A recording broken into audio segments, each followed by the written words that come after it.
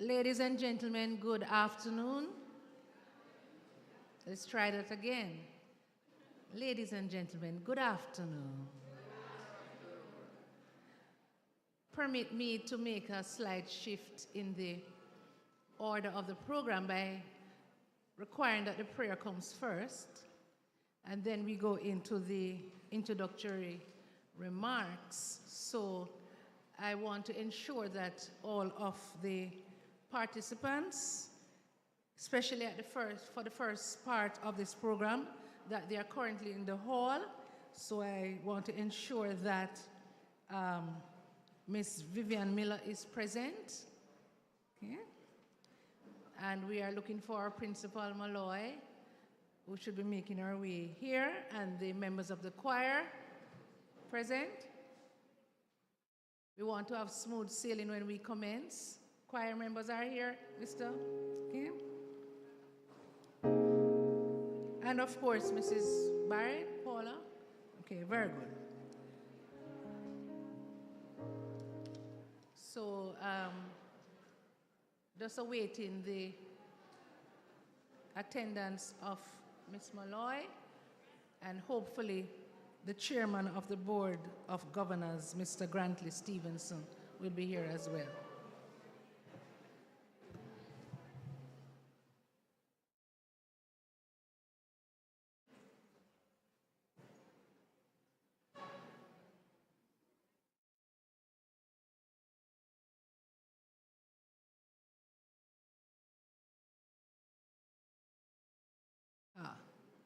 So I see that Ms. Malloy has arrived, so we can commence. And as I said, slight change in the program. We'll take the prayer first and then the opening remarks. So I invite Ms. Vivian Miller to offer prayer on our behalf. While I ask former Principal Clark to be seated and to behave.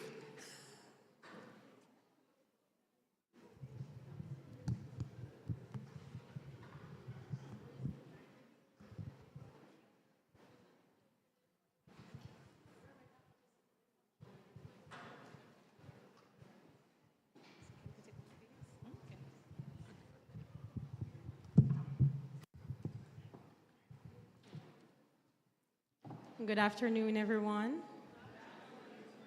Let us pray. Abba Father, who art in heaven, hallowed be your name, Almighty God. We thank you for the many works of Mrs. Norma Darlington, Almighty God. We thank you for who she was. We thank you for her diligence, her dedication, and her commitment, Almighty God, as a visionary who used the gifts that you gave her to educate and to inspire. I pray, Almighty God, that we will embrace this legacy with pride through this lecture, or the activities that we host, the thoughts we have, the things we do every day, and the words we share with each other. We thank you, dear Lord, for the organizers of this lecture and this week's proceedings. We pray the remaining activities, Almighty God, to come will be successful as the Shortwood Teachers College family continues to enhance the welfare of all its stakeholders and, by extension, Jamaica and the world. The truth and the light, we say this prayer in your name. Amen.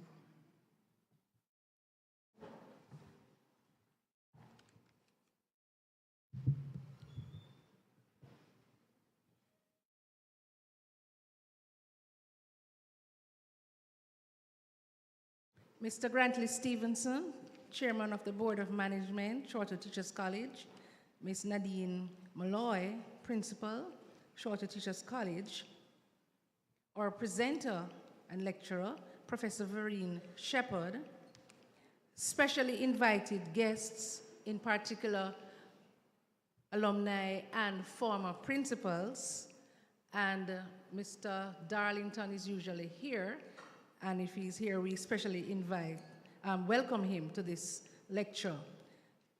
members of staff, students, alumni, friends, and well-wishers of Shortwood Teachers College. Good afternoon to everyone, and welcome to the 35th staging of the Norma Darlington Annual Founders Day Lecture. Let's give up a cheer. We thank you for being here.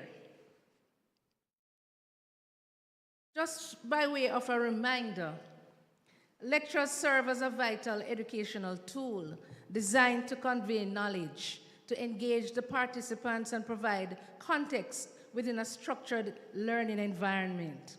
Lectures are a traditional method of delivering educational content.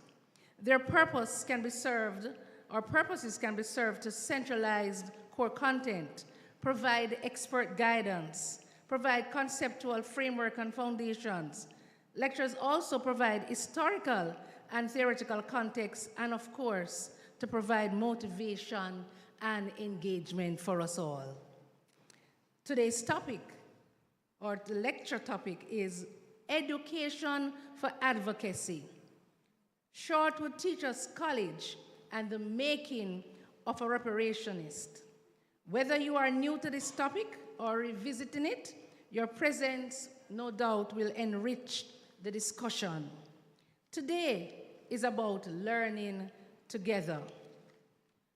I believe that this lecture is timely, especially in light of our 140th year of existence as a college. Timely in terms of the topic, because most of us here are Shortwoodites, and I'm sure we want to be inspired to see how, as Shortwoodites, we may take our place in the world, as Dr. Shepard, Professor Shepard, has. After the lecture, there will be a question and answer segment where the audience and the presenter will engage in discussion. I expect that we will have a meaningful and rich session while we proceed, no doubt, with alacrity. This afternoon's lecture is being streamed on the college's YouTube channel, and I believe that the link will be shared momentarily with those who wish to join in this lecture. I hope that we will have the proceedings going unannounced after I make a few announcements. So we will invite shortly our principal, Ms. Nadine Malloy, to give a welcome and background to the lecture series. Then an item by the college choir, or there's a combined choir from Shortwood Teachers College. Then Mrs. Paula Barrett will introduce our presenter, and then we'll have the lecture. We will regroup with an item after that with the choir, but I'll come back to you as we are guiding these proceedings together. So I invite Ms. Malloy, our principal, to come and share with us.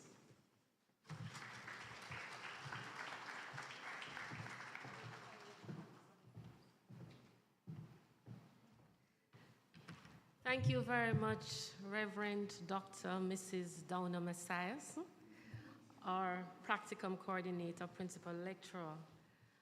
I greet everyone well this afternoon, but of course, in greeting you well, you want me to welcome and identify a few persons who have joined us for this very special occasion.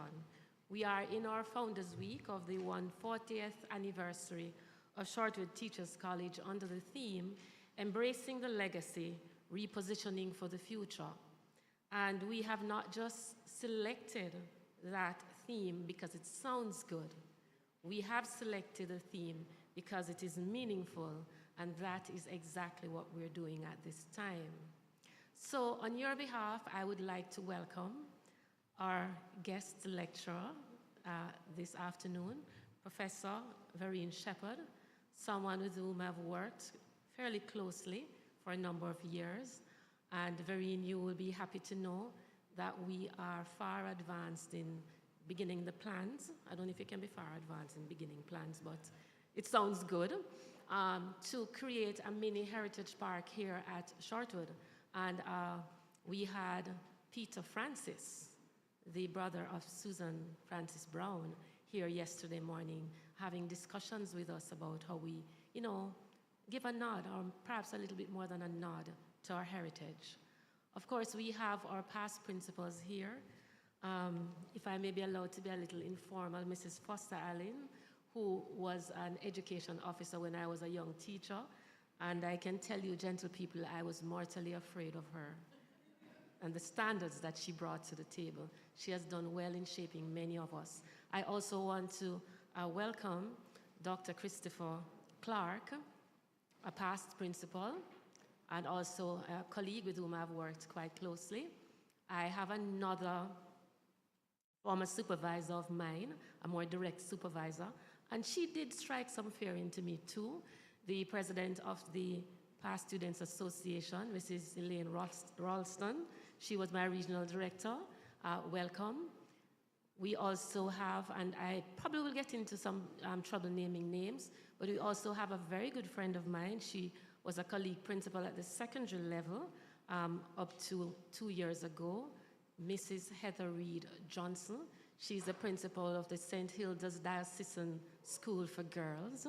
That's how she likes us to say it. She's a past student. We also have with us Mrs. Lola Ramakan. She is, Dr. Ramakan. She's also a past student and a partner here with us in developing our Math Innovation Center. If I'm missing anyone else, please forgive me. We also have with us Professor Errol Morrison, former professor at the University of the West Indies and president of UTEC. And we acknowledge our vice principals, lecturers, friends, past students, everyone, members of staff. I welcome you. You can give yourselves a round of applause, yes.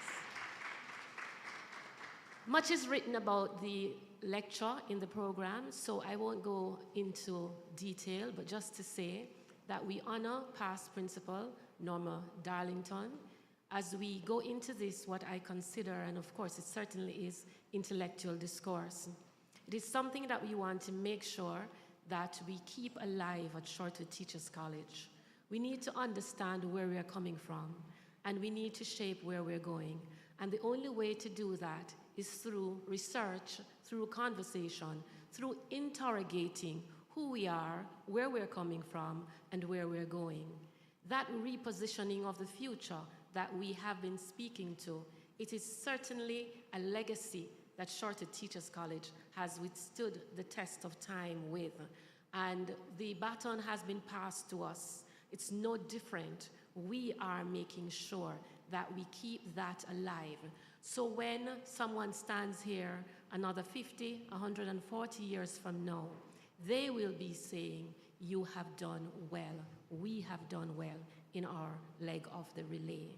And so I invite you to sit back, relax, and enjoy the lecture. If I know Professor Shepherd well, she is going to stimulate a lot of thought, and I expect questions that are going to be perhaps even controversial, but certainly we will leave here having been better for being here. Thank you so much, and welcome, welcome.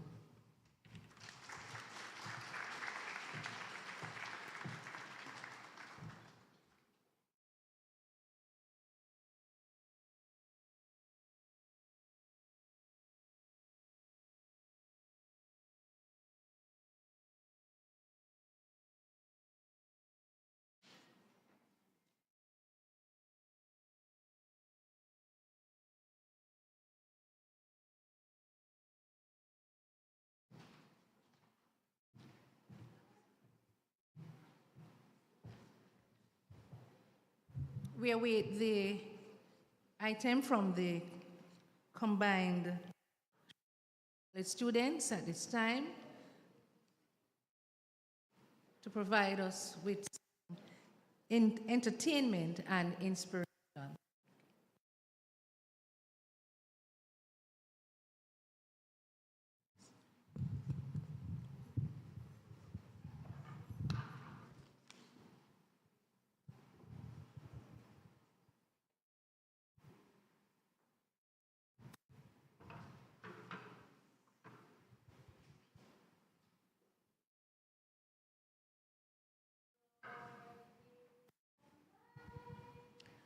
to show the power of truth, that we may serve and so inspire the youths. When you know about me, What you know about me? you know about the wisdom tree. Of course, we know about the wisdom tree. Let me give you a little rundown. 1936, me and building bun down. Bun down. Yes, it never fun. Take with a box camera, Miss Dorina put down. But anyways, moving to better days. 1885, September 28, that's the date. What date? September 28, Miss Amy Johnson opened up the school gate. 18 students at the time. Listen to me good, we are go back in a time. The Jamaica Female Training College changed their name in 1887 to the Shortwood Teachers College. But wait there. A long time that Shortwood devolved. And now we hot. 140 years Shortwood has been committed to the growth of our nation and its enlightenment.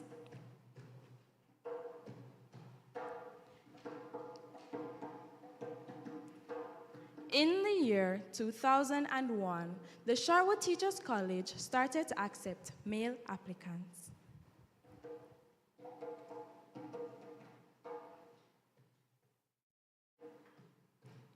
But hear this again. Hear this again. But hear this again.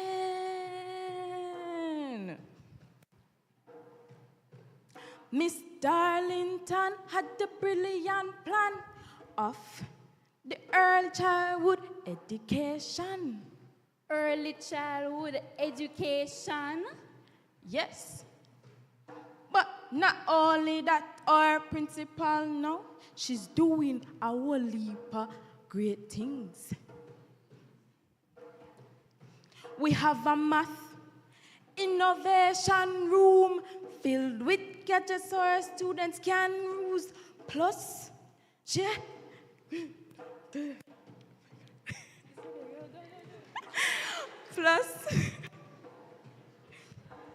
plus, she did something for us. She created rooms all around the campus for us to study and unwind when we get For bombarded us? with With assignments. Yeah. Yes, we school are going good for true, empowering new teachers with the necessary tools. 140 years. Embracing the legacy. Repositioning for the future.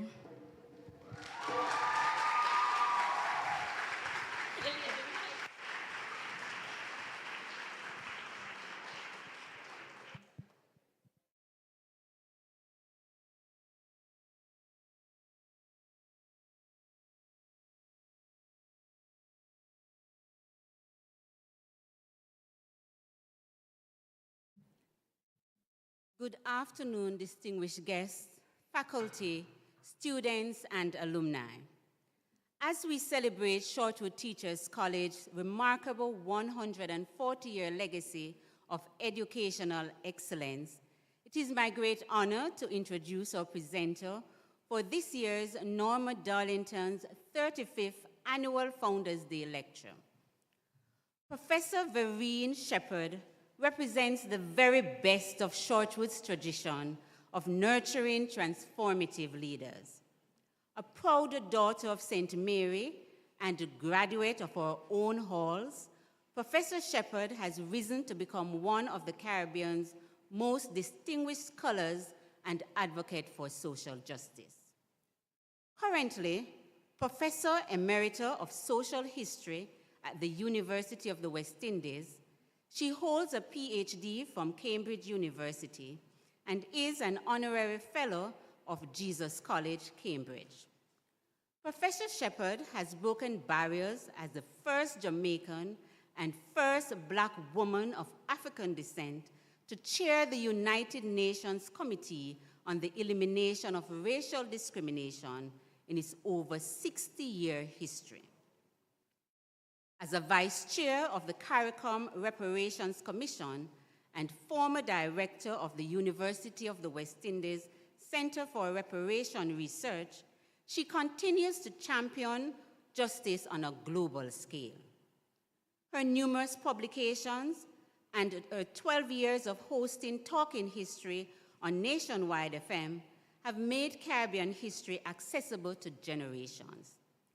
She has been honored with the Order of Distinction Commander Class for her contributions to history, gender studies, and public service. And these are only a few of her many accomplishments. Professor Shepherd embodies the Shortwood spirit of excellence, service, and leadership. Please join me in warmly welcoming our distinguished alumna, Professor Vereen Shepherd.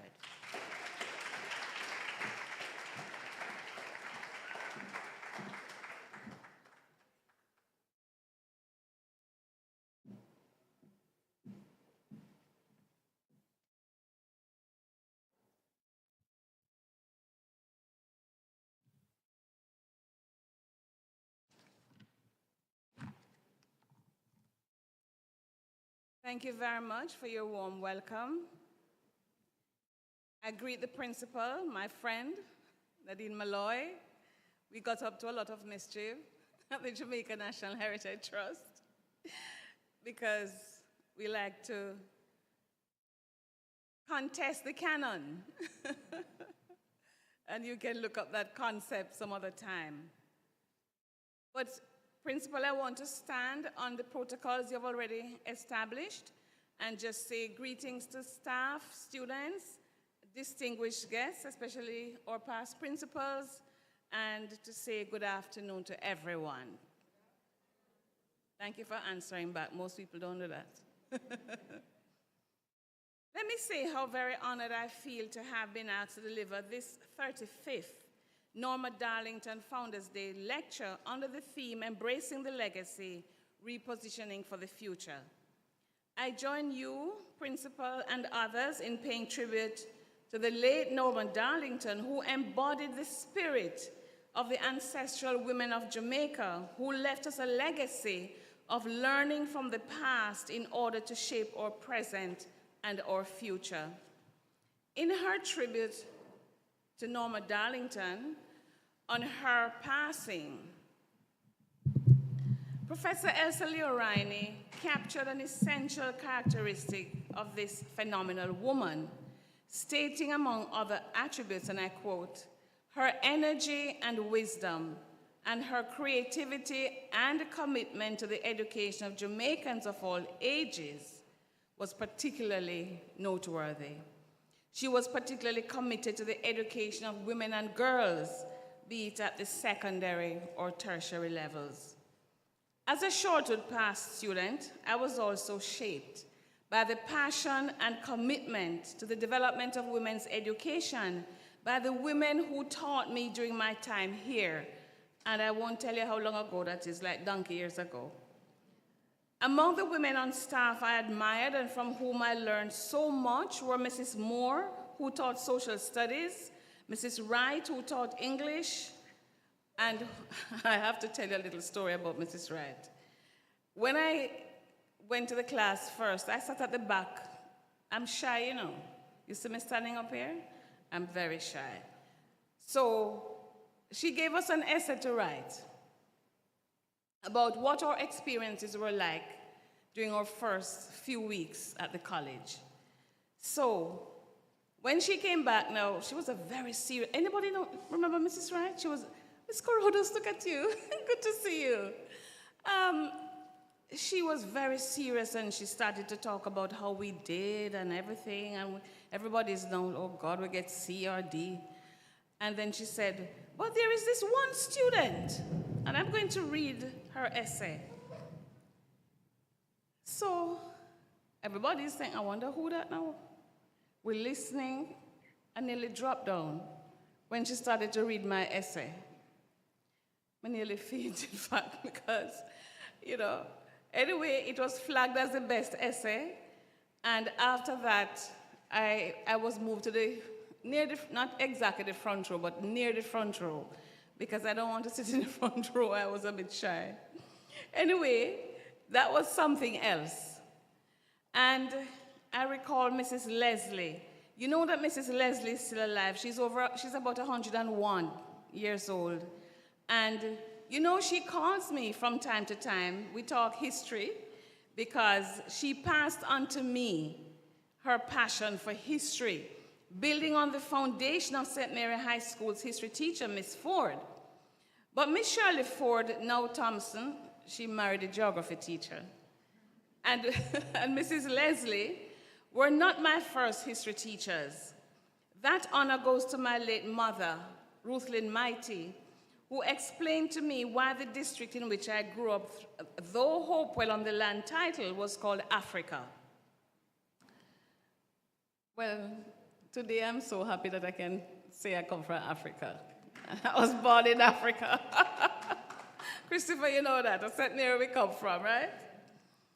So she said that renaming was done by racist people who stereotyped the continent of Africa as backward.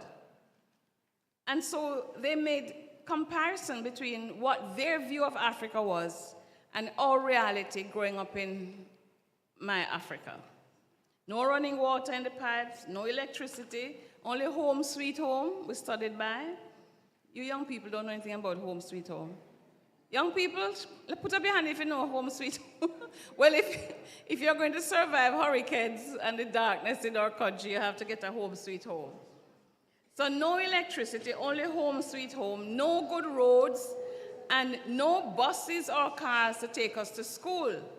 It was just my bassa foot pounding the ground to get to school, back and from school, to and from school. In this regard, I share the sentiment so aptly expressed by Jamaican reggae artist Buju Banton when he sang, "I never thought I would make it.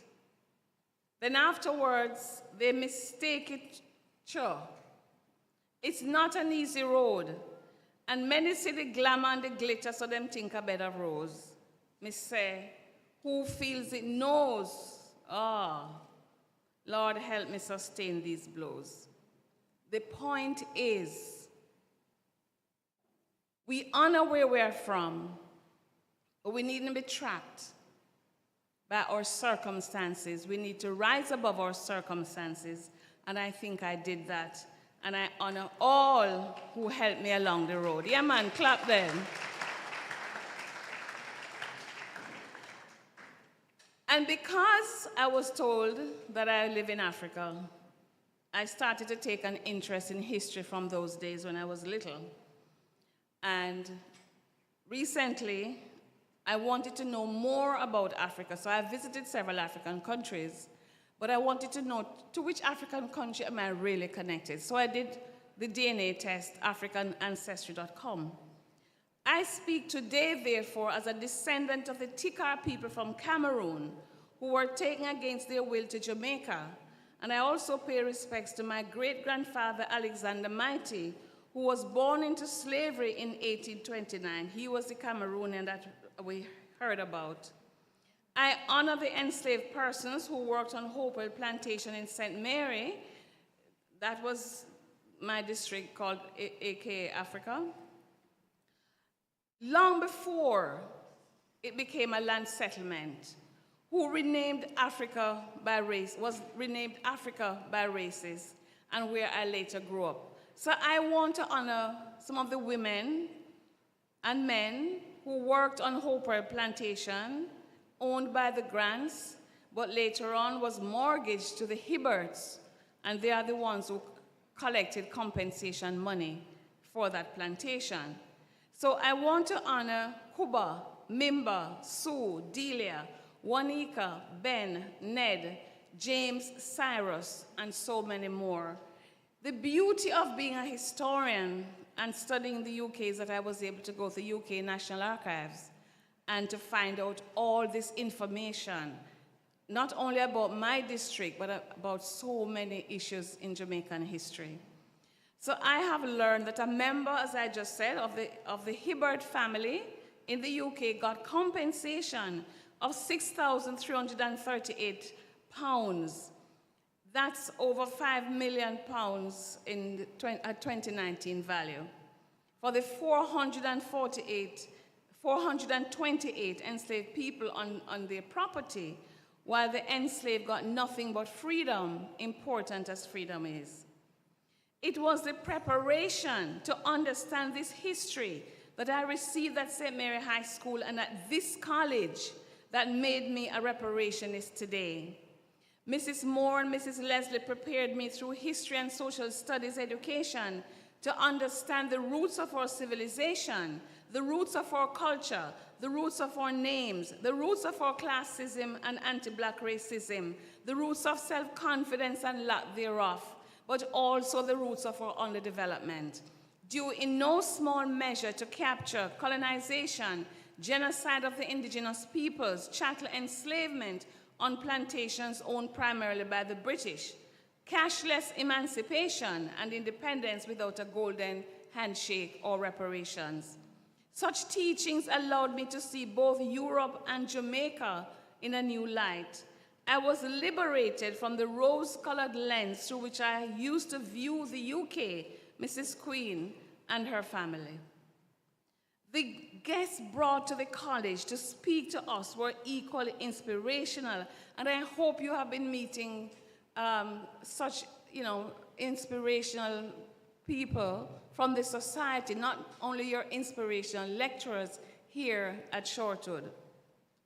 So I recall meeting Miss Lou for the first time right at Shortwood Teachers College.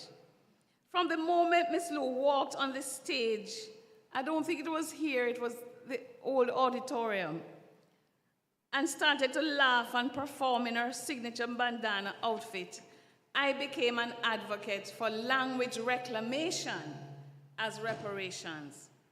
I took in every word she said, every poem she recited, especially Colonization in Reverse, which demonstrated her deep sense of history. Every statement she made that left us in no doubt, that she was a committed nationalist with an anti-colonial political and cultural agenda for Jamaica. It was also obvious that she was a woman whose philosophical orientation influenced her proclamation of a more liberating narrative of self through her language, her stories, her poetry, her dress. Anti-colonialism is structured around resisting the structures of governance, rule, and cultural and ideological thought institutionalized by colonial powers. As Kiki Melville, a senior and English major at Lehman College, said about Miss Lou's intentions in the article Jamaican Language, her intention was to poke fun at the English language and all its rules. Her work employed the use of nation language as a tool of resistance, evoking the mechanisms used by her enslaved forebears to create their own means of communication and vernacular that was not reliant on the language imposed on them by their enslavers, the Queen's English. And yet, we want to give her the status of icon, not the status of national heroine. Let us lobby to make Miss Lou a national heroine of Jamaica. Join me.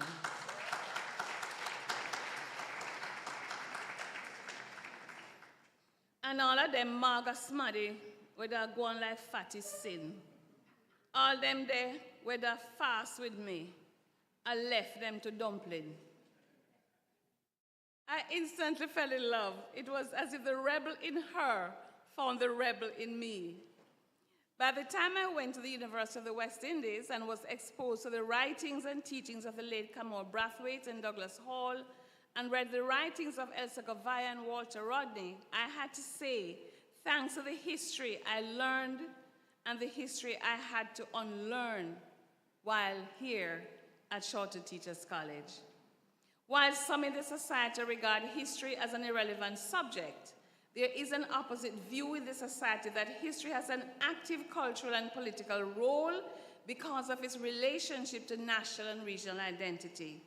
So historians like me engaged in applied history and climbed over the walls of academia to demonstrate the transformative power of history education to a people seeking for a more liberating narrative of self. So yes, Shortwood prepared me to be an advocate, and my chosen advocacy was around the struggle for reparations for the crimes against humanity represented by the transatlantic trafficking in enslaved Africans, chattel enslavement and their legacies.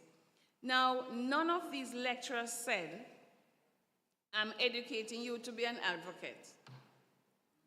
But how could I remain the same after such exposure? They, each in their own way, gave me a point of reference for the reparations struggle. It was Walter Rodney who argued so persuasively that every struggle plants a seed of creative disruption and sets an example by transforming himself from a guerrilla intellectual, as he called it, to a revolutionary intellectual, because in his view, to be a revolutionary intellectual means nothing if there is no point of reference to the struggle. Education at Shortwood Teachers College and the UWI then gave me a point of reference to the struggle. In my case, the struggle for reparations. The rationale? What's this rationale for reparations? Well, the Caribbean was the site of the formation of European ideas of modernity and their construction of notions of hegemony. And all of us who live in Caribbean space have been deeply offended by the actualization of such notions of hegemony and feel the need to preach against it constantly. As someone from working class origins, I patterned like-minded people who have shunned the path of the classic intellectual, associated tradition with ivory tower and snobbishness, despite the persistence of this meaning of the intellectual in the popular perception. We share the views articulated so well by Edward Said that the intellectual is an individual in society that confronts orthodoxy and dogma, who cannot be reduced simply to being a faceless professional, a competent member of a class going about his or her business, but an individual endowed with a faculty for representing, embodying, articulating a message, a view, an attitude, a philosophy or opinion too, as well as for a public.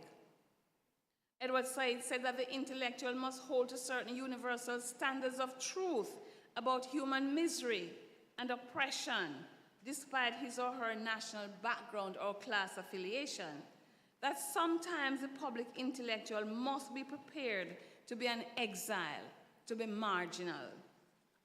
My colleague historians and I have been challenged constantly to demonstrate the relevance of history to Caribbean human development needs.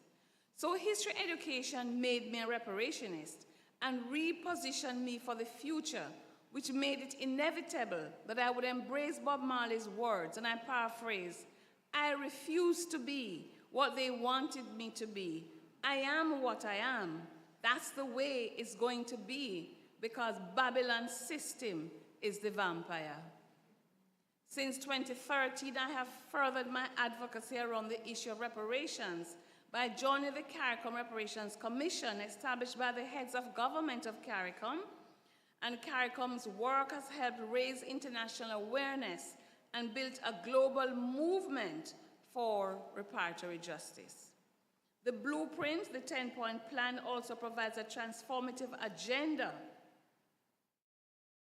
to address systems and structures that perpetuate racism. And I wanted to screen a few books that you can see there that will help all of us to understand more deeply the issue of reparations.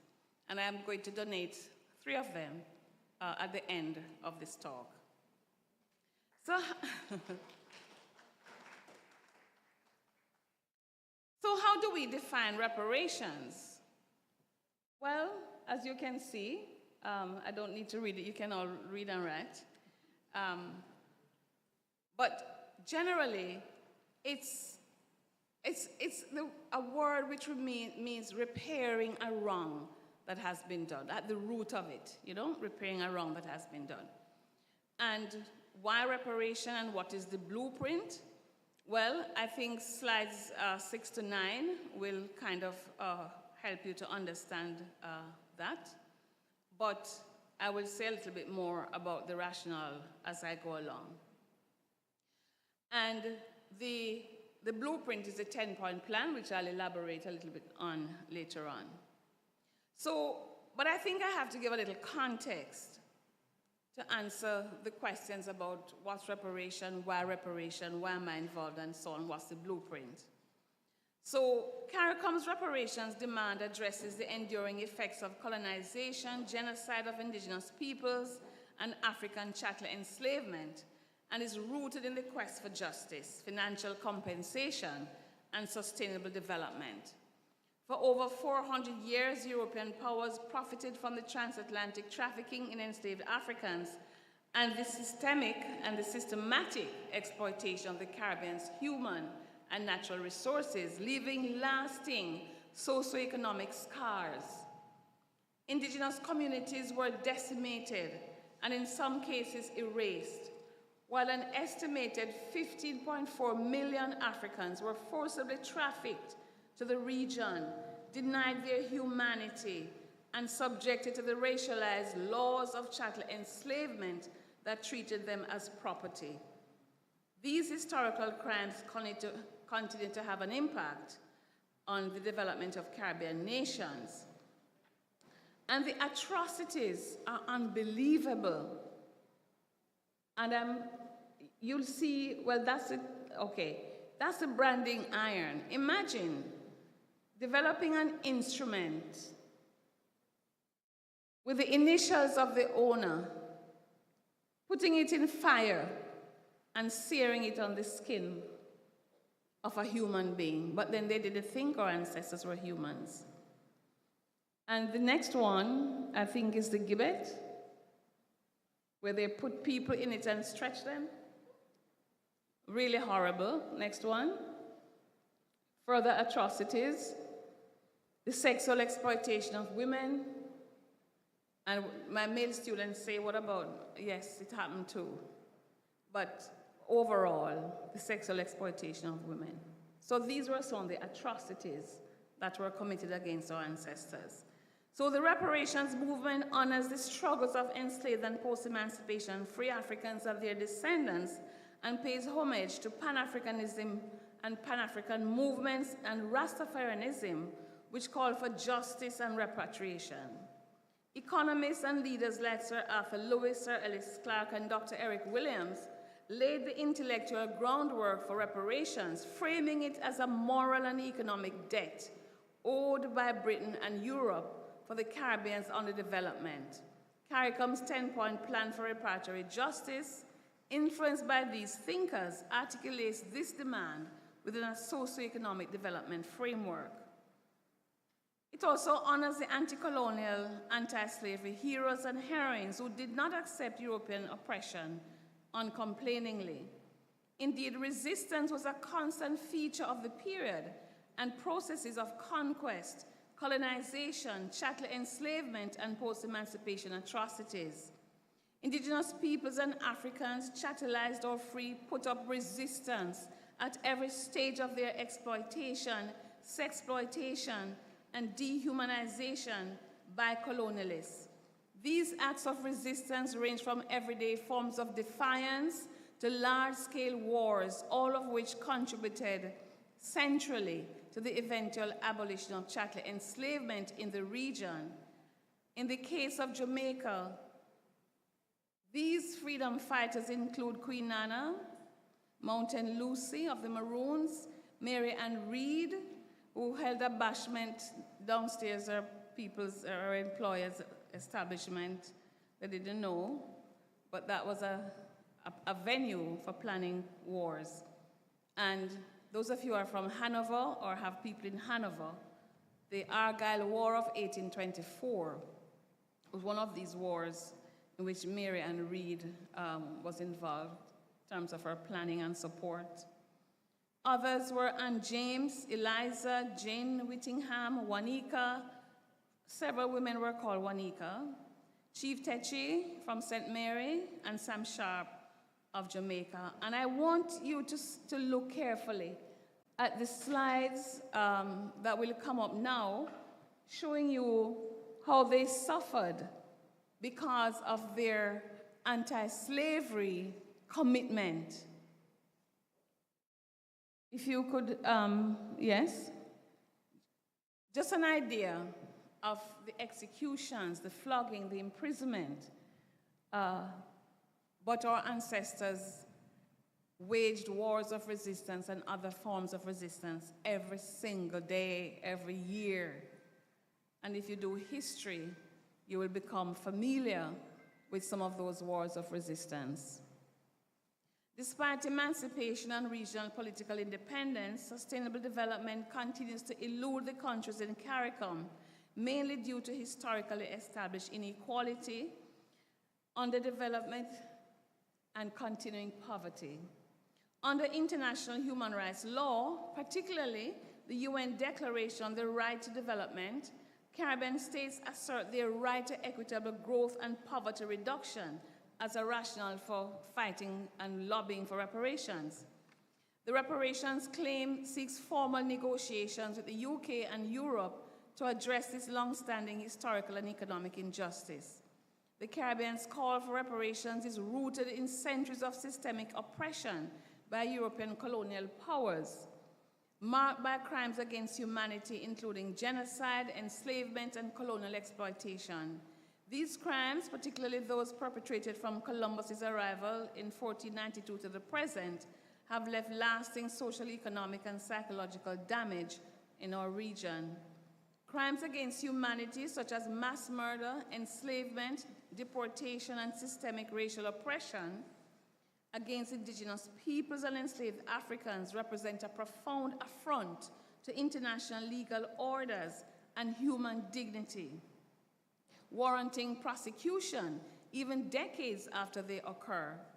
International frameworks like the Rome Statute and the UN conventions affirm the right to justice regardless of when the crimes occurred.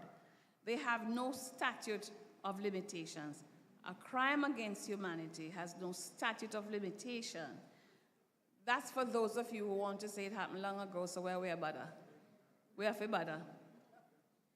4 pillars of persistent pain and suffering represent the evidentiary basis, including legal and ethical frameworks of CARICOM's case for reparatory justice against the citizens, institutions, and states of Europe. And these 4 pillars are indigenous genocide, chattel enslavement, emancipation without reparations. Let me say a little bit about emancipation without reparations. When chattel enslavement was abolished, enslavers were compensated, while the formerly enslaved received nothing. I think there's a slide showing you how the payout went, because the British, for example, allocated £20 million sterling, worth of money today, in today's money. About 16 million of that went to the Caribbean planters. The rest would have gone to like Mauritius and other colonies that Britain held. But they also got compensation through what some of you have been learning about as apprenticeship. I don't know, I'm afraid to ask, put up your hand if you're studying history, don't bother. But, you want me to let them put up their hand? Well, in high school, you heard about the apprenticeship system. It was a scam, you know. Imagine telling people who have worked for how many 100 years on the plantations that they need to practice some more to live to be free. Because 4 years will teach them how to live in a free society, as if they didn't come from free societies in the first place. So what they wanted to do was to get more in kind. Rather than ask for more cash, they got in kind. And so many people say the compensation money was extended to about 27 million instead of the 20 million. And so the other pillar is what we call congenital colonialism, which persists as Europeans and the United States of America defend an alleged right to maintain colonial empires in the Caribbean. So some of us are independent, some of us are still colonized. There are colonies in the Caribbean. The British, French, Dutch, and the USA especially still function within the region's politics and diplomatic relations as colonial powers, exercising authority over many Caribbean countries. In essence, CARICOM frames the legacy of colonialism to include genocide and chattel slavery as an unresolved history of human rights violations, in fact, requiring reparatory justice to address the ongoing impacts. And we in the CARICOM Reparations Commission invite representatives from the existing colonies to join also, so that we can help them to lobby for their independence. Now, I just want to shift quickly to the participation of European monarchies and governments. Through a series of royal charters and decrees, many European monarchies, Britain, France, Spain, the Netherlands, Denmark, and Norway. Khalifa, I don't know if we have a map there of these countries that were involved, but if not, I'm just reading out the lists. So Britain, France, Spain, the Netherlands, Denmark, and Norway, just to name some, were foundational, there you have it, were foundational architects of the European transatlantic trafficking in the Caribbean. You notice I'm not saying slave trade, right? Right. This is deliberate. If you can talk about modern day trafficking now, I don't know what the historical one was. I insist on calling it trafficking. I don't give business ubex. So, they use royal and state authority to legitimize, organize, and invest in the crime against humanity, which provided a major source of income to both crown and state. They built colonial empires based on the labor of enslaved Africans on all colonies in the Caribbean region. Others were not directly involved in plantation slavery, but they participated by establishing trading posts on various colonies, trading in enchained African bodies with each other. The Christian churches must take some responsibility, both Catholic and Protestant across Europe, because along with their monarchies and states, they were central to the theological justification and moral endorsement of the dehumanization, enslavement of Africans during the European transatlantic trafficking and through colonization in the region. They reap vast economic benefits through investments in trading companies and wielded institutional power throughout Caribbean countries. And I want to mention here the name of Haiti, our neighbor. Haiti in particular exemplifies the severe consequences of colonialism and neocolonialism following its independence achieved through its historic revolution that led to the creation of the first Black Republic. It faced economic sabotage, including a crippling indemnity demanded by France. Calls for reparations and reimbursement of the so-called independence indemnity have been rejected, but remain central to all discussions of justice. Now, I know some of you will say, but not just the other day, Macron said, well, he'll consider doing something about it. Well, let's wait and see. Those are words. Climate justice and reparatory justice are linked in CARICOM's vision for sustainable development. Colonial exploitation laid the groundwork for environmental degradation and current climate vulnerabilities. CARICOM governments call on European nations to repair historical and ongoing harms, link past injustices to current developmental and environmental challenges. Ultimately, CARICOM emphasizes that the enduring impacts of colonialism are the root causes of Caribbean underdevelopment, and reparatory justice is essential for genuine regional progress and sustainability. So let me just summarize the rationale then for the CARICOM 10-point plan. So we say that European governments instructed genocidal actions upon indigenous communities, plundered Africa and subjected and chained Africans to long hazardous journeys across the Atlantic Ocean. They were owners and traders of enslaved Africans. They created the legal, financial, and fiscal policies necessary for the enslavement of Africans. They defined and enforced African enslavement and native genocide as in their national interest. They refused compensation to the emancipated at the end of their enslavement. They compensated enslavers at emancipation for the loss of legal property rights in enslaved Africans, rights that they claimed unto themselves. They imposed a further 100 years of racial apartheid upon the emancipated.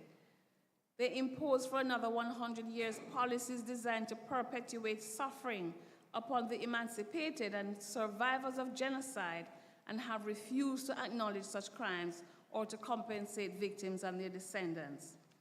And so, that's why in the 10-point plan, the people of the Caribbean region demand the following: a full and formal apology. You had seen this on the list already. Maybe, Khalifa, you can bring it up again, but I just want to reiterate. And we are revising the 10-point plan as we speak. So soon you will have the new one, but some of this is taken from that process. So let me just say again that the people of the CARICOM region demand a full and formal apology, an Indigenous Peoples Development Program, repatriation and resettlement of those who wish to be returned to their homeland because they didn't voluntarily leave their homeland. And we have added resettlement because we don't want people to think that we just want people to go and get stuck at the airport without a resettlement plan in their country of origin. We demand restitution of cultural heritage and cultural reconnection. A lot of our artifacts reside in overseas archives and museums, and we want back our stuff. There's a Taino, there's a Zemi, I think, in the British Museum that belongs to us.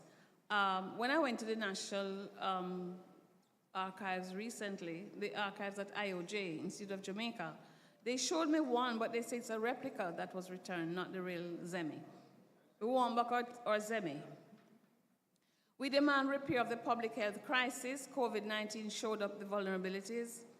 We demand capacity building and development for education, compensation for violence against women and the family, psychological rehabilitation, the right to development through technology, debt cancellation, and monetary compensation. These 10 points outline the path to justice, truth, restitution, compensation, and satisfaction for the victims and descendants of genocide and chattel enslavement. The moral and ethical frameworks of all civilized societies hold that wrongdoing should be met with remorse. The ethical imperative for a formal apology lies in confronting the lasting impacts of crimes against humanity committed by European governments and their agents. The wealth and prosperity that Europe and other enslaving states enjoy today are in large part the results of the exploitation of enslaved indigenous and African peoples. The educational and scientific gaps that persist today hinder economic diversification, stifles innovation, and limits the ability of CARICOM states to compete in a modern globalized economy. The emphasis on traditional academic pathways often overlooks vocational training, leaving a significant portion of the youth unprepared for the workforce. By providing resources to address equitable access to quality education, Caribbean nations will be able to level the playing field and offer all citizens, regardless of their socioeconomic background, a fair chance to succeed and reduce income disparities and social tensions.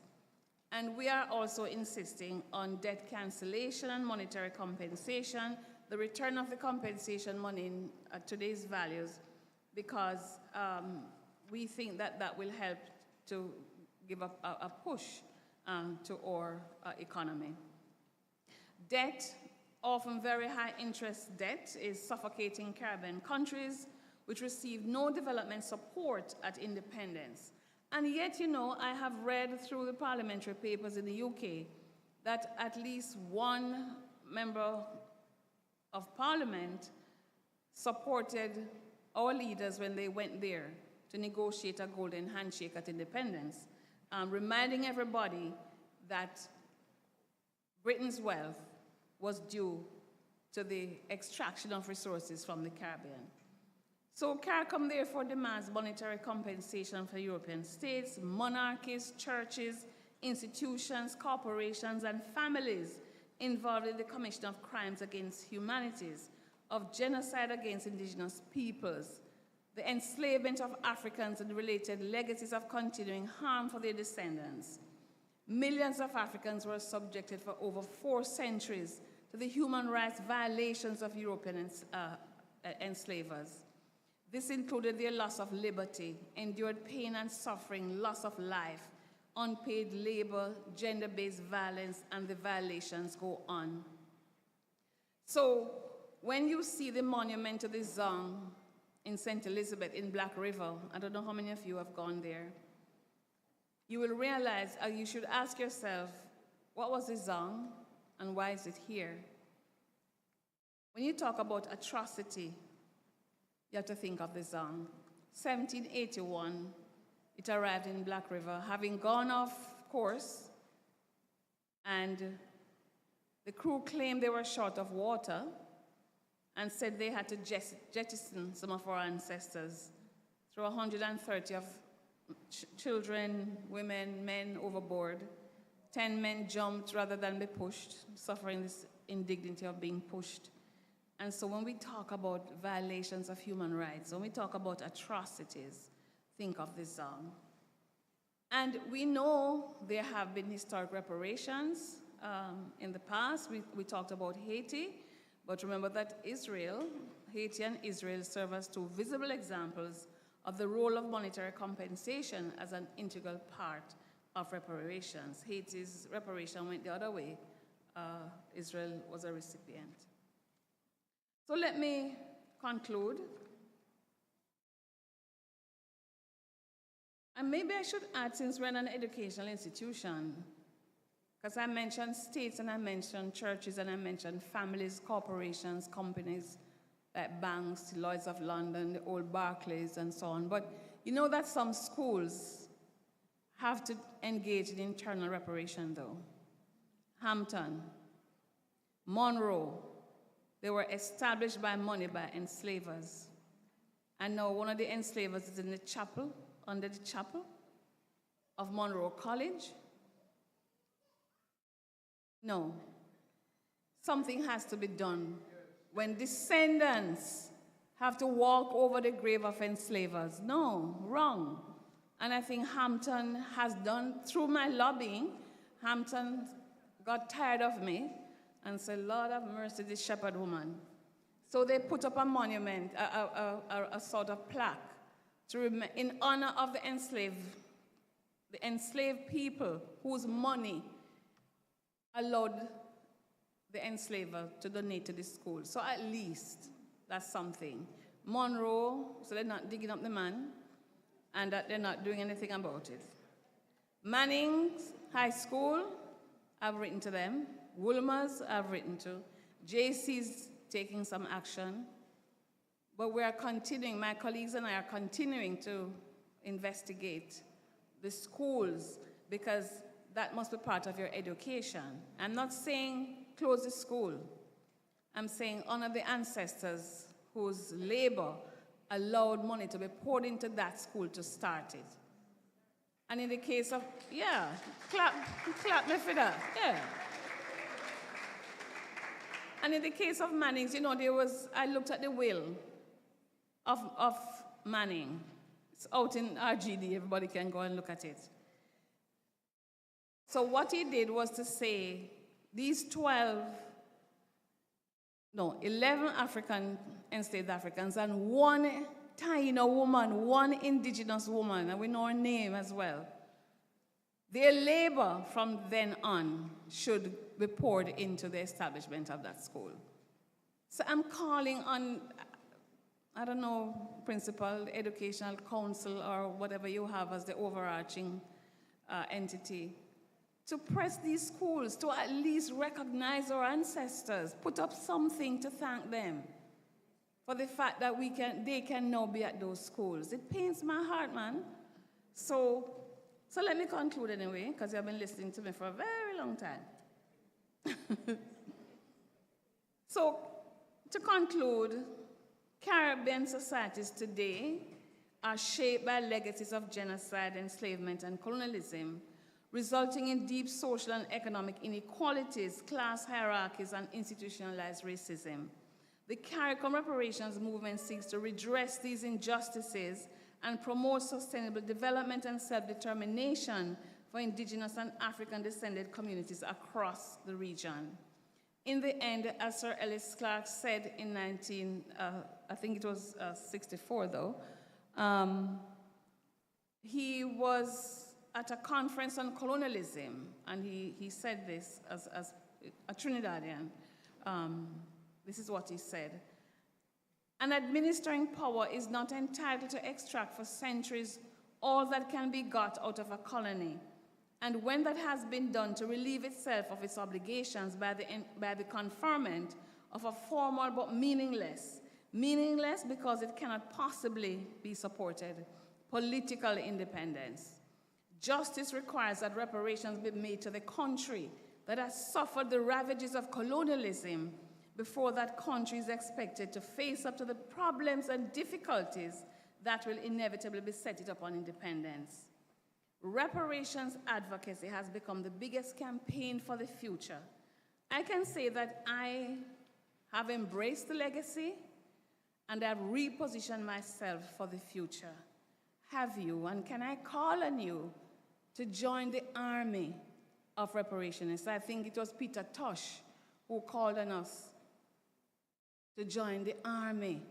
I asked the people at the back to put on that song for me, because yes, we're recruiting soldiers for Jah Army. After all, recruiting soldiers. Jah time is now. Jah time is now. Satan forces, they all you can get up now. Rise up to fight. They all rise up to fight. Jah and the saints, I say.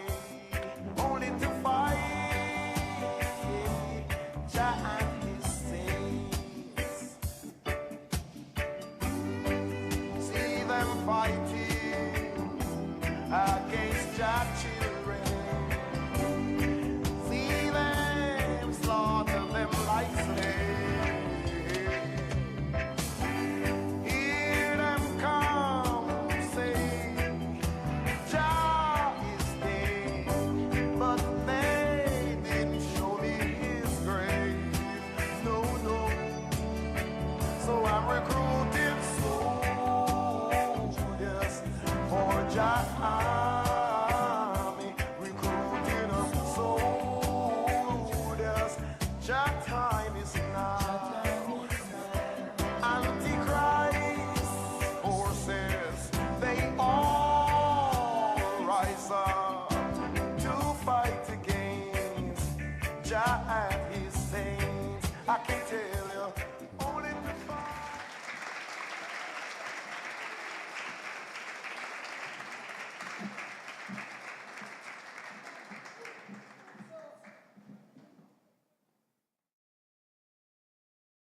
Showed you some books on the screen, on the PowerPoint, and I have 3 of them here, and I want to donate the 3 to Shortwood Teachers College, because after all, I'm involved in writing 2 of them, and I have to give back to the college. No, so? Good. So I can do this and hold mic.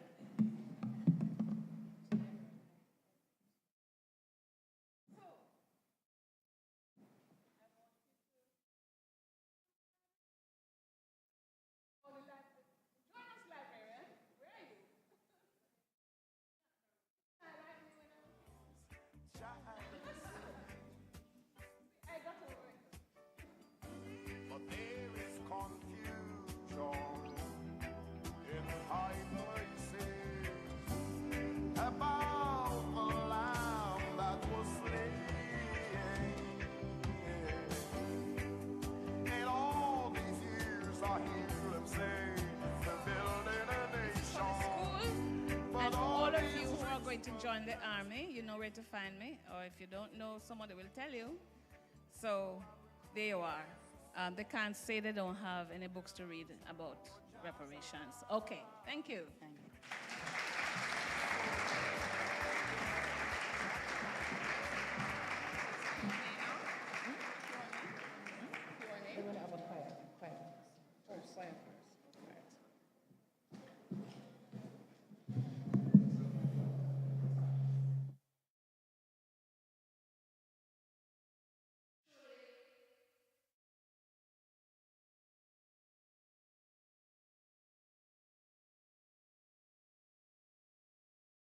Education is more than just to earn a living or to move up the social ladder.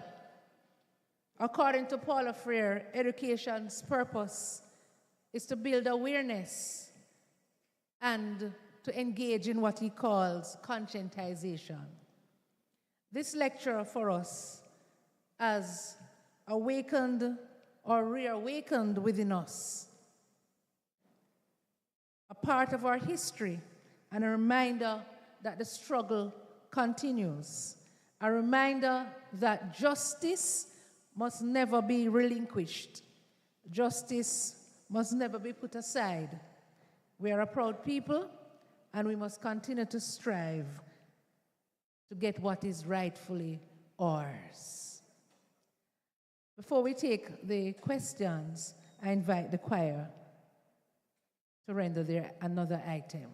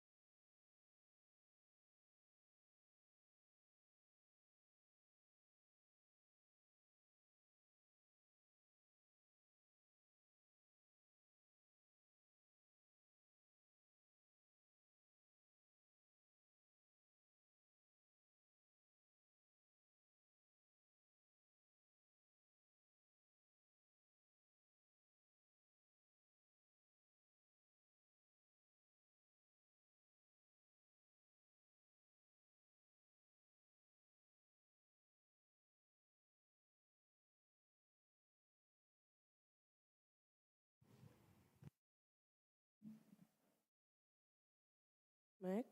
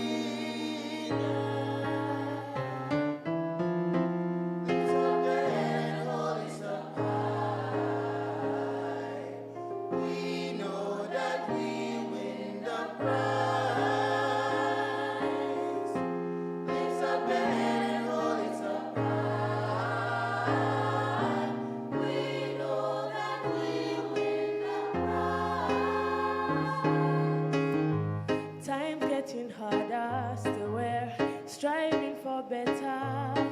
And we're not gonna stop till the battle is won and we get justice. Cause if you lose your stance, anyone will try to push you over, over and over. Lift up your head, hold it up high. We know that we win the prize. Lift up your head and hold it up high. We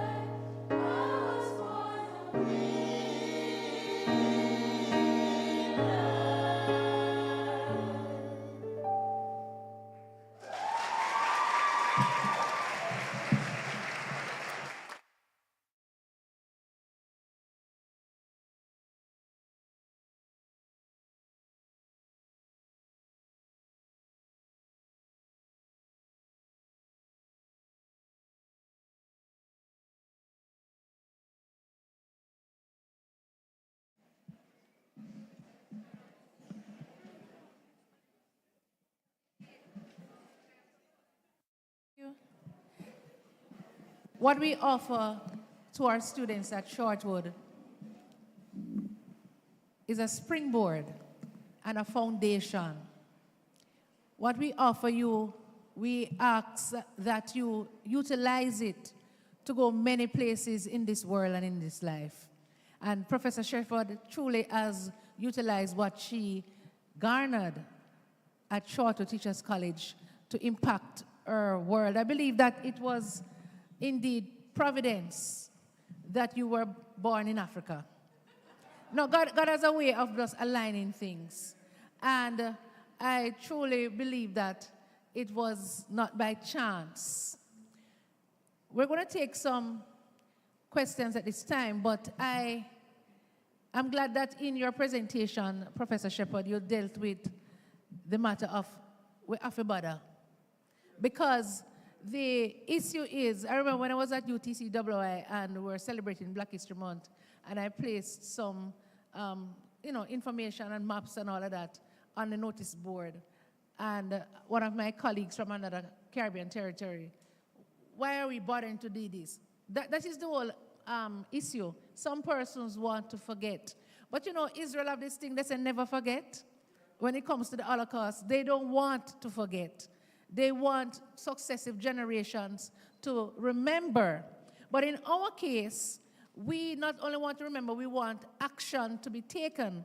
And for me, I call the story of, what's the gentleman who went up into the sycamore tree? Zacchaeus. The theology of reparation is what I call it. Because what Jesus required of him to do after him to rob off the people them is to give back, to pay back. And you know what he did? He gave back even more than he took because he recognized that he had enriched himself of the backs, the sweat, and the tears, and the toil of persons. And so we want what is free. And so we'll continue the struggle. Eluta continua? The struggle continues. And so I invite us, I think there's a mic in the,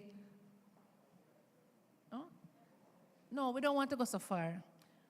We want the persons who wish to ask their questions in an orderly fashion to use the mic in the aisle in the center. I won't take Dr. Shepard all the way up there, up to the mountain again. So I don't want her to have to move too far to come and answer the questions. So she may take a seat here, and we will have the questions in an orderly manner. As you are asking your question, kindly introduce yourself. Tell us your name and what role you play here in the college. No, I just wanted to say that I have learned from other scholars that is not only that Israel and the Jews were paid compensation, reparation, but their descendants continue to receive checks to this day. That's what I was told. Mm-hmm.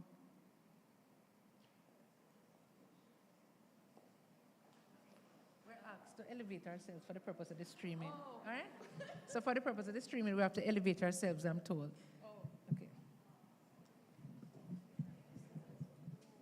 Thank you. Okay.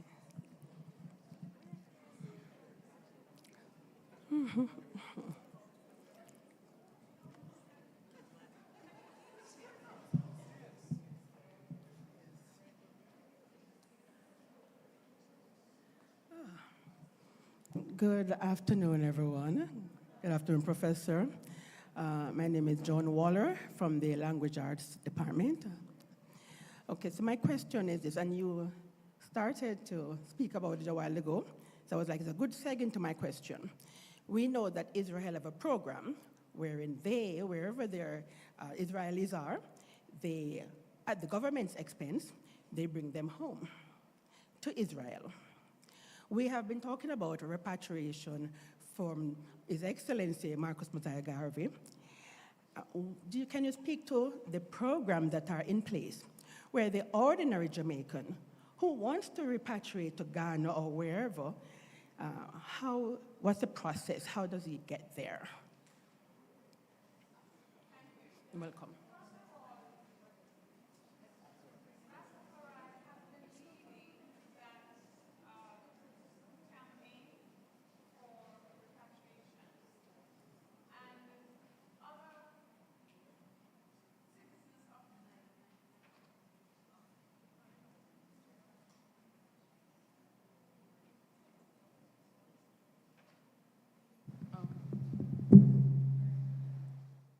But several Caribbean citizens have already repatriated.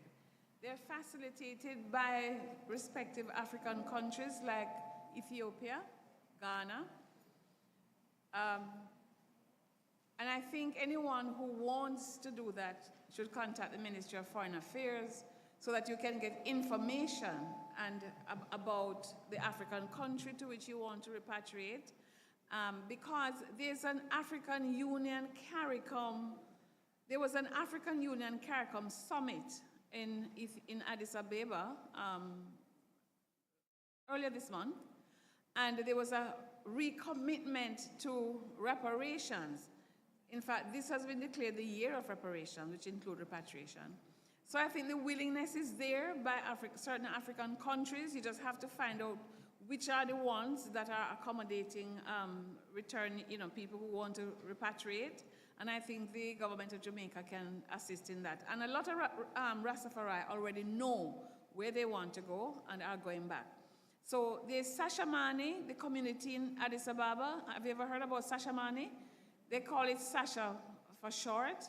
I was there earlier this month, not in Sashamani, I didn't get to go there, but Rastas from Sashamani came into Addis Ababa to meet with Jamaicans and CARICOM citizens and to talk about their life in Africa. So there's an active interest, and the third point on the 10-point plan covers that. So once you have an interest, I think the discussions can begin and the approaches can be made because several African countries are willing.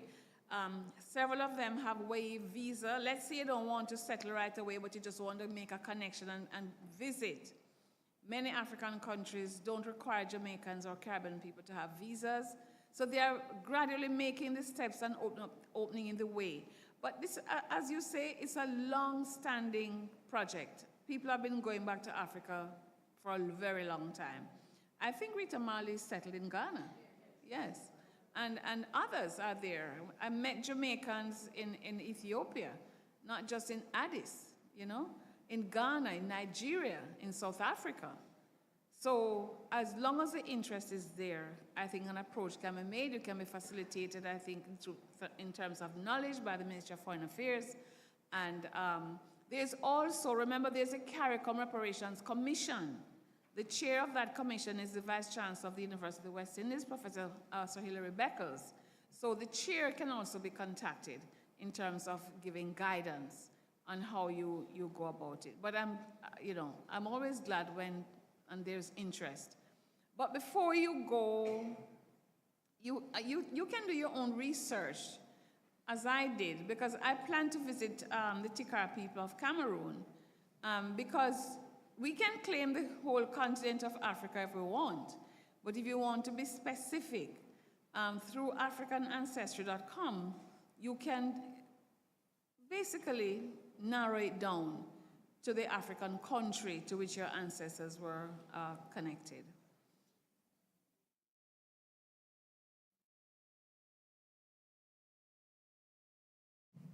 Good afternoon. Hi. I have to bring this forward. I'm Elaine Pickersgill-Ralston. I'm from the batch of 79 here from Shortwood Teachers College. You went to my school, St. Mary High. You spoke about the trust institutions. I heard you talk about Manning's and Woolmer's, the Dickinson Trust schools, but each day we see persons celebrating another entity, for want of a better word, that was established by an imperialist. And I'm speaking specifically of Cecil John Rhodes, who established the Rhodes Scholarship. What of that gentleman? Wouldn't he be in the same category as some of these individuals who established these trust institutions? So there are many, many individuals who we could name who have been associated with, I'm trying to find a word that wouldn't offend, but who have really violated the rights of African people, let's say, okay? either through the exploitation of the resources of Africa, our own exploitation of resources here, or who were enslavers themselves, or who have ancestors who were enslavers. So there are many of them. And by pointing them out, we're not saying these are the only ones. We're just saying these are some of the ones we know. Now, I can't speak for those people who continue to apply for and get Rhodes Scholarship. I'm not one of those people. I never went to Oxford. I think that's where people go when they have that scholarship.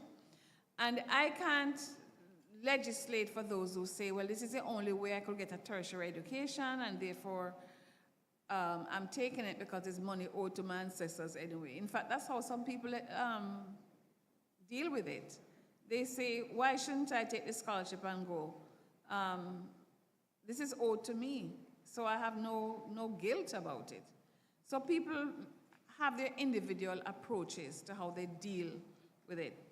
But remember, years ago, there was a move to take down roads, whether it's a building that's named or there's a statue.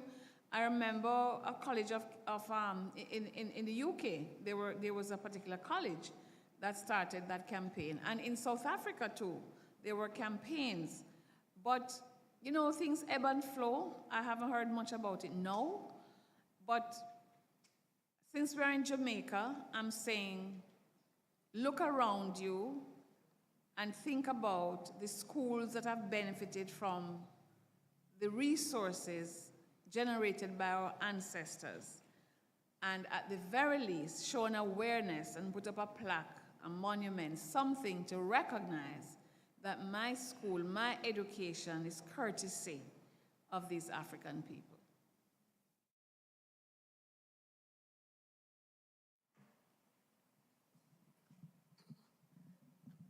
I'm Irene Walter, class batch of 56. Yeah. Clapper! Interest in education, interest in being trained, and you know that we call her Miss Sexy. So, very, very, I mean, you have made such a great contribution, and you continue to make contribution to education, so thank you. Thank you. Yes, you spoke about the token response of some of our secondary schools. We know that the churches profited, certainly Barbados, and what has been the response of the churches? Especially, we also know that they are large landowners. Yeah. And has there been a response from the local churches? So the local churches haven't said much, or as far as I know. But I know when the late Archbishop of Canterbury came to Jamaica last year, there was a discussion with him at the University of the West Indies. There was a seminar. I made a presentation, and and last week I was at St. Matthew's Anglican Church in St. Mary in Boscobel. What I've been trying to do is to educate the churches about their involvement in chattel enslavement as an institution.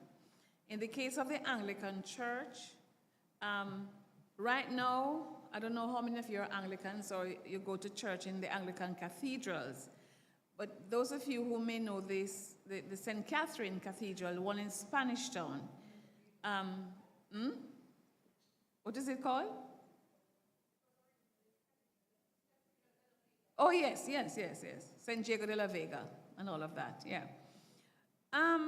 If you go into that church today and look at the walls, and I discovered it because I was kind of at a loose end during lunchtime when I was researching onto the archives.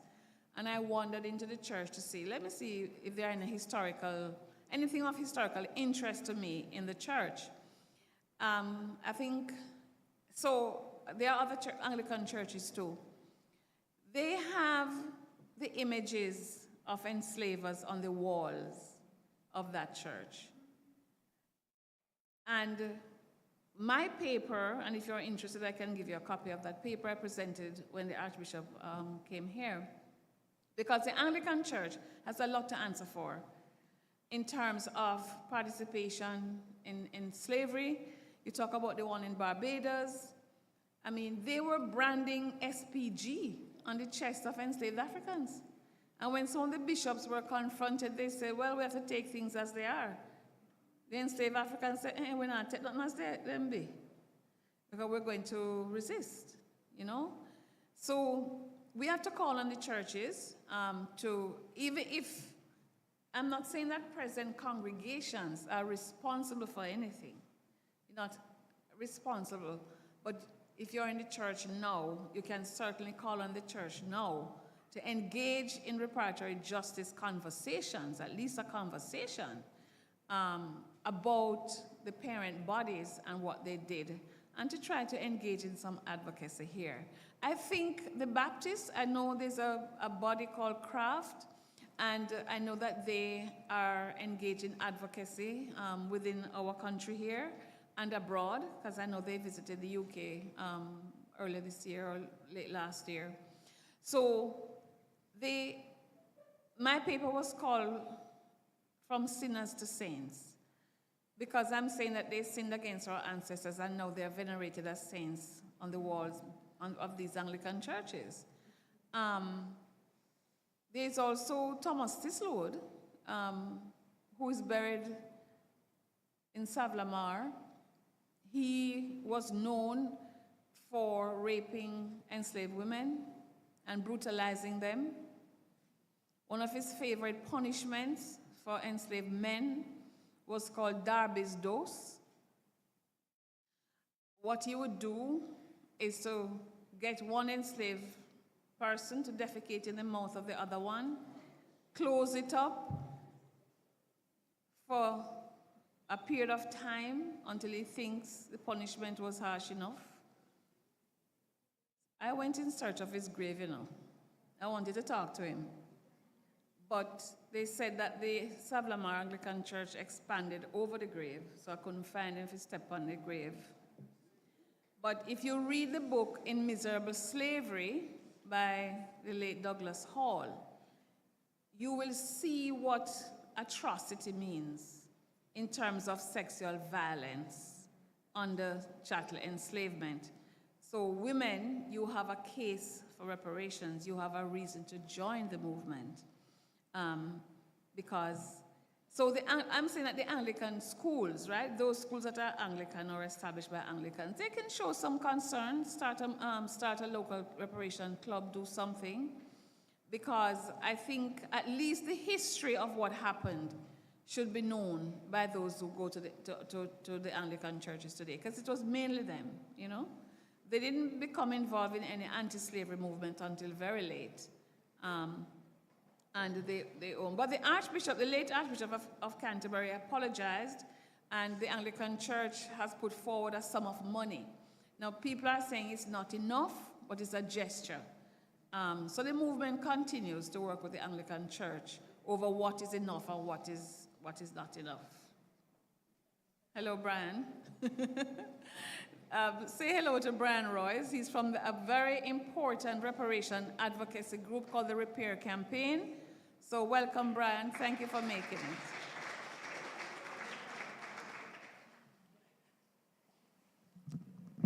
Hello, Professor Shepherd. I'm happy that you are delivering this lecture. I am Dr. Lola Ramokan. I'm a 1970 graduate of the Shortwood Teachers College. Yes, we are. We know each other very well. I won't tell them the secret. No, don't. Yes, I am the patron for the Wales-Jamaica Alliance.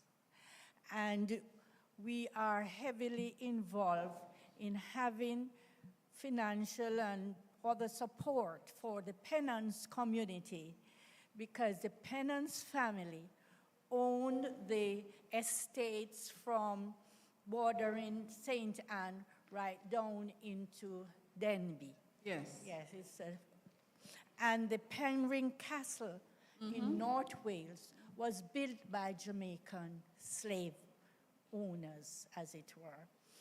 And visiting the archives of a university there, I was able to see the folio number and the volume numbers of all the properties that were owned by the Pennance family.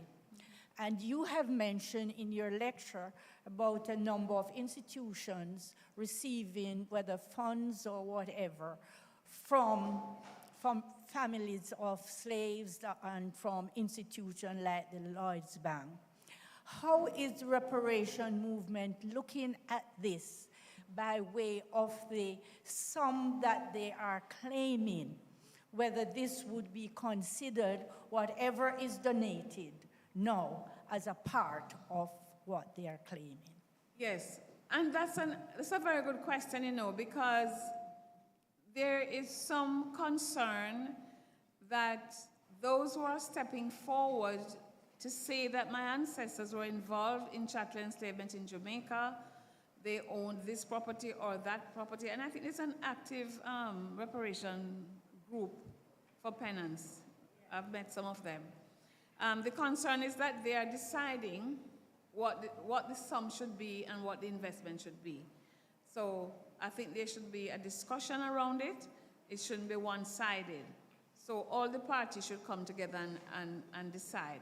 And also, you can look at the accounts current in the archives. You can look at the papers, the accounts papers for the plantation, and you can have an economic historian working with you to calculate how much they would have made over centuries, you know, or over the period that they own that particular property, so that you can assess whether what they're giving back is enough. And maybe they can never give back because these are descendants. They may never give back, but they could do something for education. Remember, we have the 10-point plan. We need investments in education, in health, in infrastructure. There is a group called the Heirs of Slavery, and there are about 60 members of that group now. They have all traced their ancestry back to enslavers, and they are engaged in actively working with communities. For example, Laura Trevelyan is working with Grenadans. The Gladstones are working with people in Guyana. Some of you know the name Gladstone because the first ship with indentured Indians, you know, was commissioned by the Gladstones, started this indentureship system. But apart from that, they also owned plantations in Jamaica, the Hibberts, as I told you. So I've spoken with the Hibberts. Remember I told you the Hibberts were the mortgagers for where I grew up, the plantation, Hopewell. They have actually put aside some money. They have established a trust fund. And it's up to the government of Jamaica, let's say through the Reparation Council here in Jamaica, to continue the discussion with the Hibberts to see how that money should be used. I don't want to front that. I just opened the way, and so the chair of the Reparation Commission, the Reparation Council in Jamaica can take that forward, the government of Jamaica. I know also that others are doing, you know, other projects. Appleton Estate, you may have heard, built a monument, which is now part of the tour, the Rum Tour when you go to Appleton.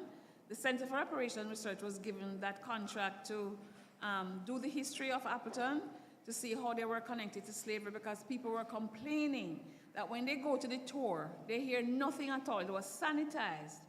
It's as if rum just dropped from heaven through rain or something. Yet we know who produced the cane and who built, you know, that whole enterprise. In the modern period, of course, there are other owners and so on. But to be fair to them, they allowed us to write these books. One is the history, one is a coffee table book. And if you go to Appleton now, the monument is in the center of the tour. There's no way they can say, well, push it to the back and so on. So Bushy Park Estate contacted the center last year, 2 years ago. We did the research for them. The new owner wants to preserve the aqueduct, but also to build a monument out there giving respect to those who were you know, on that plantation. So different individuals are doing different things. But there must be a coordinated effort by the government of the various Caribbean countries.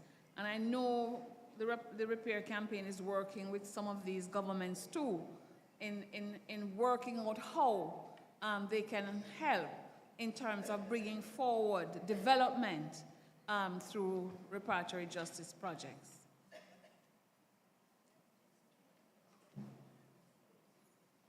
Chris, I think you have to. Yes, Dr. Clark will ask the final question. Okay. If not, I'll allow a student after this.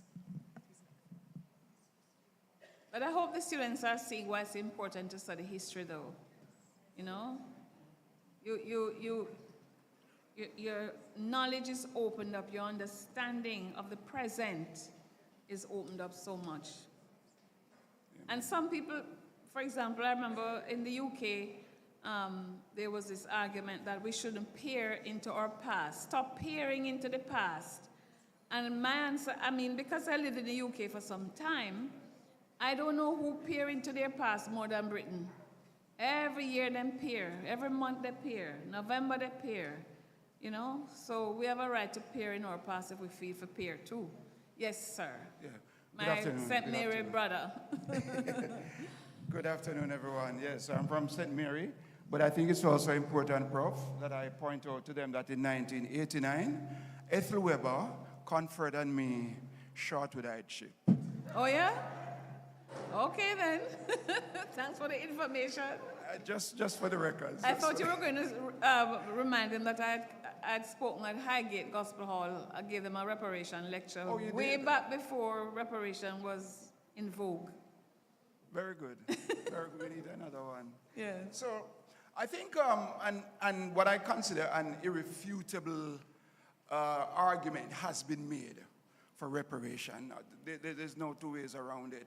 And my own Christian worldview could not help but support that call, because it's a social justice issue, you know. So I'm in full support of the call for reparation. My concern, though, Prof, is related to the first part of the topic for the lecture, education for advocacy.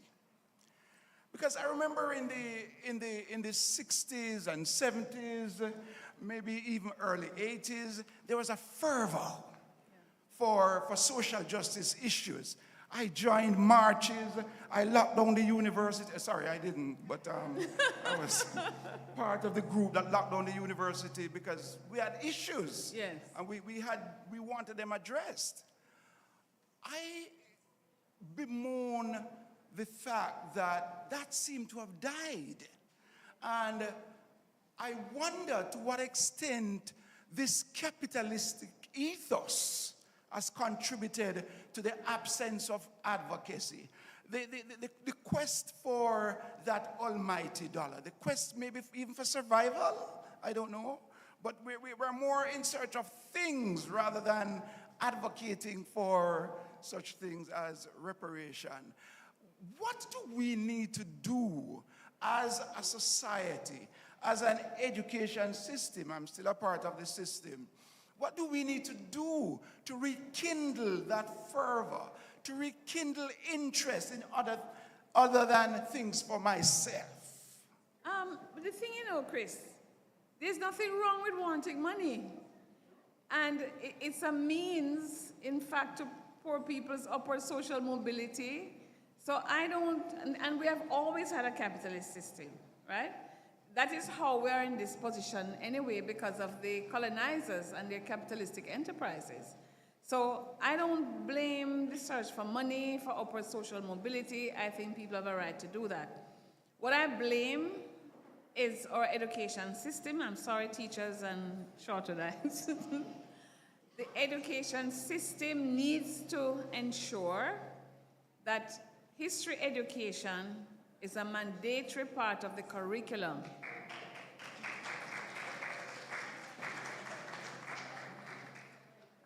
A people without knowledge of their past history and culture, what Marcus Garvey said, is like tree without roots. I learned from very early through at my mother's feet, at primary school, at St. Mary High School, at the University of the West Indies, at Shortwood Teachers College before that, the importance of knowing about your past and the passion that I have for social justice and for being an advocate. You heard me say has come out of that education. Now, I look in the lecture rooms at UWI, I talk to the students in the high schools, secondary schools. They're not doing history. And I'm not saying, Irene, that they must do it. She leave? Anyway, yes. I'm not saying that they must take it at exam level, because they will say they are overburdened, too many subjects. I'm just saying make it a mandatory part of their education at all levels. And people tell me about, oh, well, we have civics and we have social studies. It's not enough. Civics has its role, social studies, its own role. History education.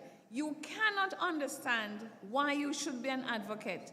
You cannot understand what happened to your ancestors. You can't understand why you should be in the reparation movement if you haven't studied the causes of our oppression.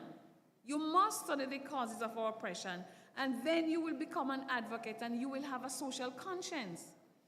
The fact is that our society is not organized along the kind of trajectory that would encourage people to have time to be advocates and to engage, because they dirty tough, right? And not only that, because of the absence of a consciousness about our past and the legacies of that past affecting us today, we can have a country celebrating Pirates Week. I'm very sorry. From this platform, I'm saying I object.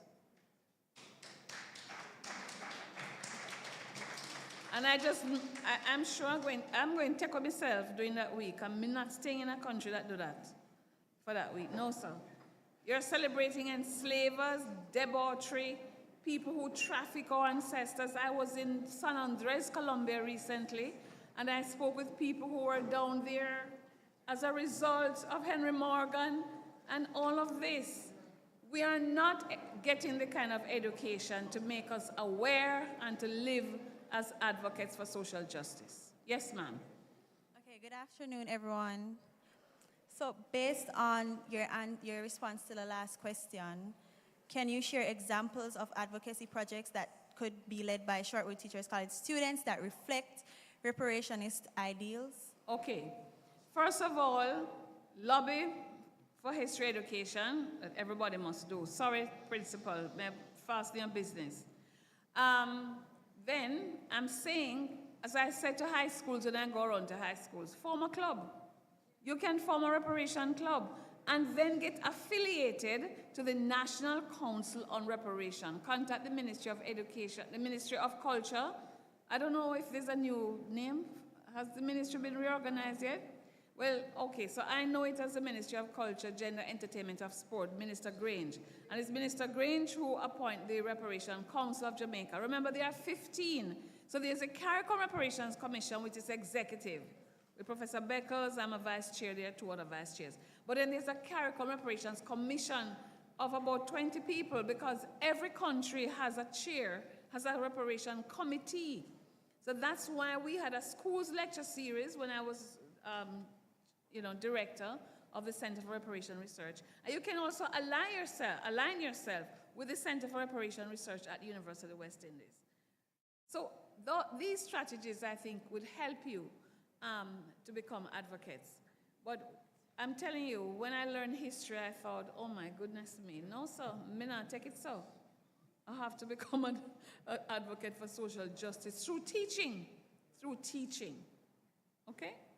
All right, we done? Okay, thank you.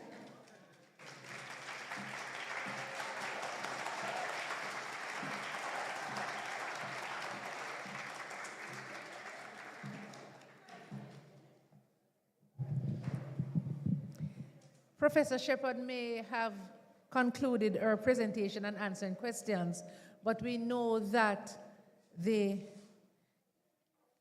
enterprise of seeking reparation will continue. And I'm glad for that question from our student, because this is another club that will be worthwhile, and it is quite possible. I invite Damali Rowe, your two president, to make a presentation to Dr. Shepherd.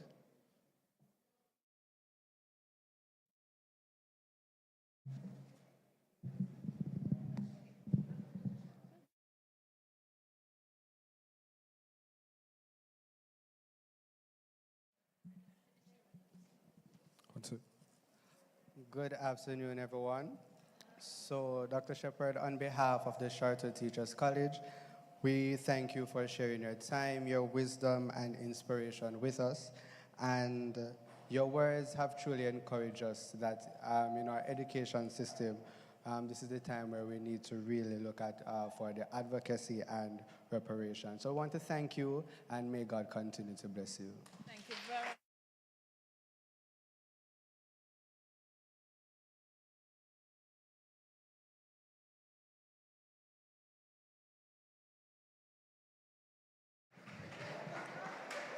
Dr. Shepherd, I don't know if you still live close by us.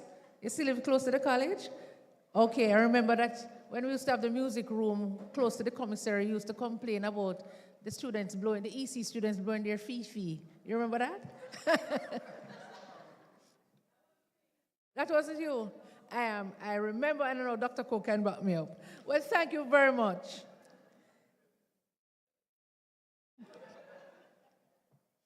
We want to thank all of you for coming out. And of course, we want to especially thank the planners and organizers of this afternoon's lecture, the members of the 140th anniversary planning team. We want to thank the Office of the Vice Principal of Administrative Affairs and our team, Dr. Claudette Barrett March. We want to thank Food Services Department, our Media and Communication team, members of the Usher team, our ICT department, those who continue to help and support productions here at Shortwood Teachers College. We do extend our gratitude to you. Thanks to all those who attended, particularly our specially invited guests. We thank you for attending. Again, we thank Professor Shepherd for reawakening within us the need and the desire to continue the quest for reparation. I want to also invite our specially invited guests to the Pear Tree Cafe. The ushers will direct you.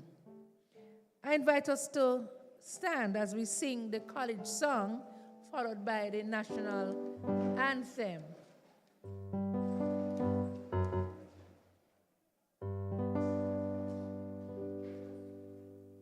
And persons who can sing better than I can, I'm going to ask a member of the choir to lead the college song.